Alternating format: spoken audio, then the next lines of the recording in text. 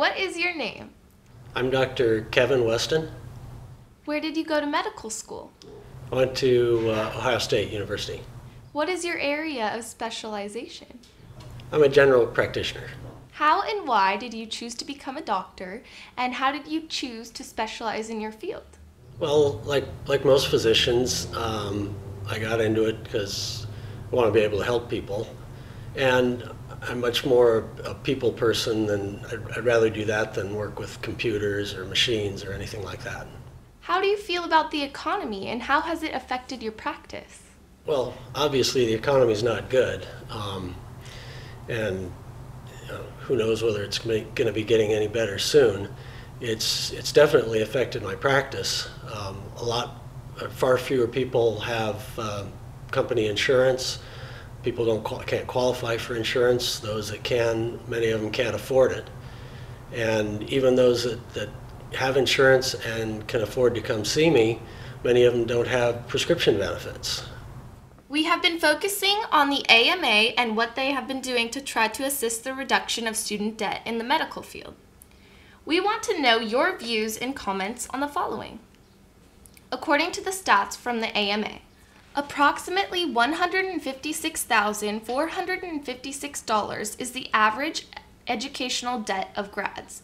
Do you carry any financial assistance from your education, and if so, how much? Well, that number is a little high for me because I was in med school in the early 80s, but adjusted for inflation, that number is probably close to the amount that I had in financial aid. I was able to get grants and some other financial assistance, and fortunately inherited some money, so I was able to do okay. But it's certainly, that added to your undergrad loans, if you had any of those, is certainly a big financial burden. Out of the next statement, do you agree with the main reasons why the AMA believes why medical educational debt has increased? Can you please add on and/or elaborate on your thoughts?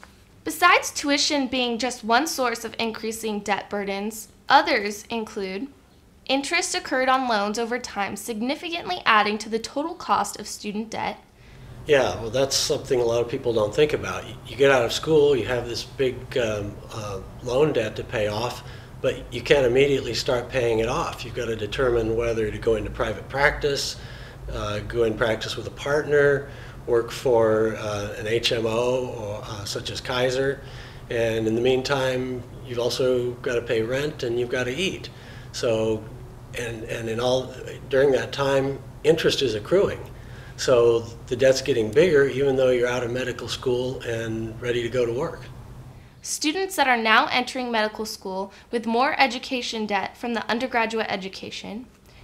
Yeah, undergrad degrees cost more than they used to, and so you're already starting out with a bigger debt than students back in my time, and then you add to that your med school, and pretty soon you've got 8 years of student loans and debt, and then interest piling up on that. So it's a pretty formidable task to start paying it back off. According to one of the AMA reports, they believe that this debt that is incurred by medical students, that is, debt crisis, harms both students and patients. Decreased diversity of physician workforce. The cost of tuition can prevent students from low income, minority, and those with other financial responsibilities from attending medical school. Did you notice this when you attended medical school? I didn't notice it too much. At OSU, there was a lot of diversity, and that's something that was very important to them. It was hard for low-income students, though.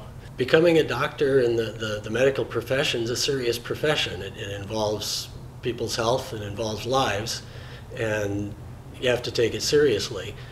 People that want to achieve that goal have to be serious students, and the education isn't easy either, but if you can't find a way to go to med school and be able to pay for it, maybe the medical profession isn't the one for you.